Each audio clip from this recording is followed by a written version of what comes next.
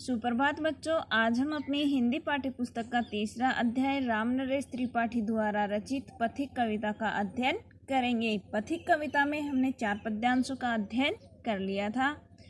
आगे है, तब गंभीर तम निशा अर्ध निशा में जग को ढक लेता है, अंतरिक्ष की छत पर तारों को छिटका देता है, स्मित वदन जगत का स्वामी मृदु गति से आता है, तट पर खड़ा गगन गंगा के मधुर गीत गाता है। गंभीर यानी घनघोरतम यानी अंधेरा, अर्ध आधी, निशा यानी रात्रि में, जग यानी संसार को ढक लेता है। अर्थात जब घनघोर अंधेरा आधी रात में संपूर्ण संसार को ढक लेता है, संपूर्ण संसार में छा जाता है, तब अंतरिक्ष धरती और आकाश के बीच की खुली जगह की छत पर तारों को छिटका देता है। तब अंतरिक्ष की छत पर तारों को छिटका देता है, फैला देता है। तब स्मित वदन मुस्कुराते हुए मुख से जगत का स्वामी अर्थात सूर्य मृदु गति से आता है, धीरे धीरे आता है।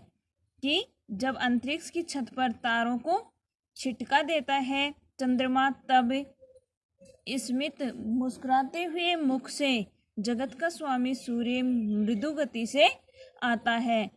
तट पर खड़ा गगन गंगा के, वह आकाश गंगा के, गगन गंगा आकाश गंगा के तट किनारे पर खड़ा होकर के मधुर गीत गाता है। उससे ही विमुग्ध हो नभ में चंद्र भी हंस देता है, और उससे ही अत्यधिक प्रसन्न होकर के, विमुग्ध यानी अत्यधिक प्रसन्न होकर के आकाश में चंद्रमा भी हंसने लगता है। विविध वृक्ष विविध पत्तों पुष्पों से तन को सज लेता है, और वृक्ष भी विभिन्न प्रकार के पत्तों और फूलों से अपने शरीर को सजा लेते हैं। पक्षी हर्ष संभाल न सकते मुग्ध चहक उठते हैं, और जो पक्षी हैं वह भी अपनी खुशी को संभाल नहीं पाते हैं और प्रसन्न होकर के चहकने लगते हैं। फूल श्वास लेकर सुख की सानंद महक उठते हैं, और फूल भी सूर्य उदय के सुख की श्वास का अनुभव करके आनंद के साथ महक उठते हैं, अर्थात खिल उठते हैं। कहने का अभिप्राय है कि जैसे ही सूर्य उदय होता है तो चंद्रमा भी हंसने लग जाता है, वृक्ष है वो अपने पत्तों से और फूलों से शरीर को सजा लेते हैं, अर्थात खिल उठते हैं। पक्षी भी सूर्य उदय होते ही चहकने लगते हैं और फूल खिलने लगते हैं। वन उपवन गिरि सानु कुंज में मेघ बरस पड़ते हैं, मेरा आत्म प्रलय होता है, नैन नीर झड़ते हैं। पढ़ो लहर तट तृण तरु गिरि नभ किरण जलद पर प्यारी, लिखी हुई यह मधुर कहानी विश्व विमोहन हार।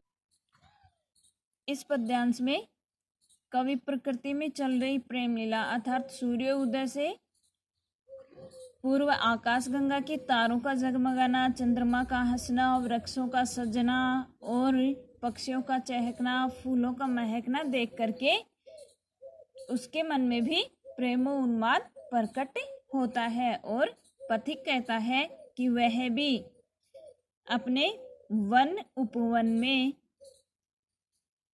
गिरी पहाड़ों में, सानु जो पर्वत की चोटी होती है उसके ऊपर जो समतल स्थान होता है उसे कहते हैं सानु। तो पर्वत की चोटी के समतल भूमि पर कुंज यानी समूह है, कुंज में भी प्रेम रूपी जो बादल हैं वह बरस पड़ते हैं। मेरा आत्म प्रलय होता है, और इस प्रेम लीला के दृश्य को देख करके कवि कहता है कि मेरा भी आत्म प्रलय हो जाता है, नैन नीर झड़ते हैं, और इस प्रेम रूपी प्रलय में मेरे आंखों से आंसू गिरने लगते हैं।